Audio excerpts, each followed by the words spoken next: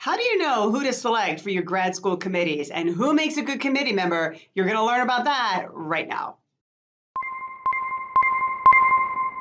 Hi, everybody. I'm Leigh from teachingacademia.com, and I'm all about giving you the tools you need to navigate academia and make your best impact.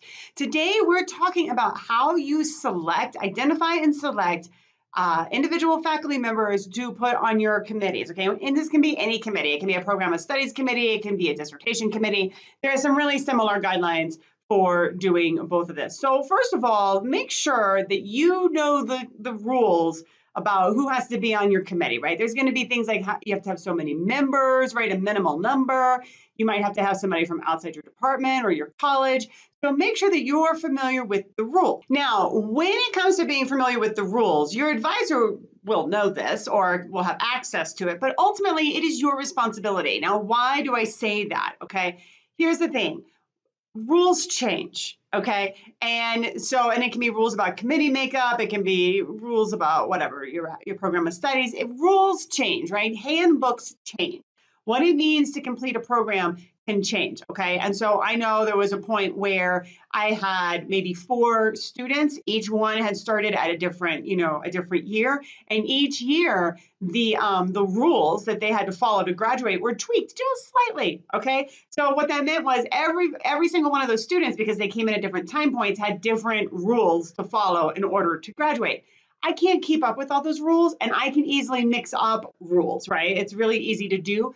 So you as a student need to know the rules of makeup for the committee, and you need to be your own advocate. So if I was your advisor and I was saying, yeah, you need 4 people on your committee minimal, and you know that it's 5, maybe it used to be 4, but it changed to 5, then you need to say, oh, no, it's 5. You need to know those rules inside and out so that if your advisor just unintentionally slips up because the rules used to be one thing and now there's something else for you, but they're different for the person who just left the office, you will know that and you can correct it, you can fix it. Okay, so know the rules. It's your responsibility to do so. Your advisor will completely support you in your endeavor there. Now, the next thing is when you're thinking about who to put on your committee, this is a conversation, obviously, that you're going to have with your advisor, but you want people that are going to fill particular roles. So, for example, I once had a student come to my office and she said that she really wanted me to be on her dissertation committee, and she explained what her dissertation was going to be about. Now, the problem was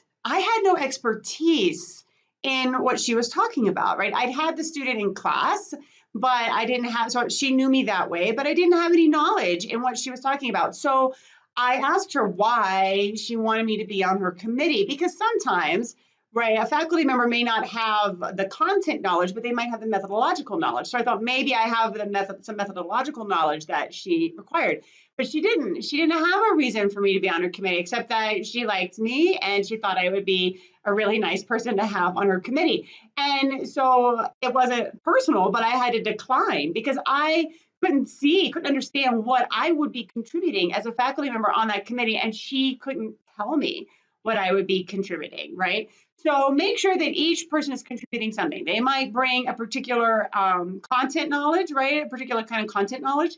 They might bring, if you need a stats person, or if you are doing ethnography and you need somebody that's really familiar with ethnographic research methods, those people may or may not bring content knowledge, but they bring methodological knowledge, right? Which is more than enough, right, in and of itself. So each person should fill some kind of knowledge gap and be able to support you in some way, okay? It can't just be because you like them, right, or because they give you really good feedback on your paper in a class that you took, all right? Now, the next thing that you have to think about is, as you're identifying people, and this is where your advisor can be very helpful, is you need to think about the overall makeup, the political makeup of your committee, which you may not be aware of, the personalities of your committee, which you may not be aware of, and how they interact with each other, and also how they typically interact with students, okay? So you're looking for people that are going to be reliable, you're looking for people that are pleasant, you're looking for people that are professional, you're looking for people that are going to respond to emails in a timely manner, that are going to give you feedback in a timely manner, okay? You may not personally have experience with all of them giving you feedback on your materials, but your advisor will know, if they have a reputation for being good or bad in that regard. And you might know as well, because doc students talk to other doc students and they tell each other about their experiences with different faculty members. So you'll probably have a good sense of who's good, who's going to be responsive, and who's not, because you don't want somebody that's difficult to schedule or is just really slow to respond to your emails and is going to hold you up, right? And you really want people who are not that they're gonna speak out, they're gonna give you good feedback, they're gonna help make your work better. So you're not just looking for yes people, right? You're not just looking for easy people. You're looking for people that are really going to be able to help you design your study, answer questions, problem solve with you, give you great feedback, make your work better.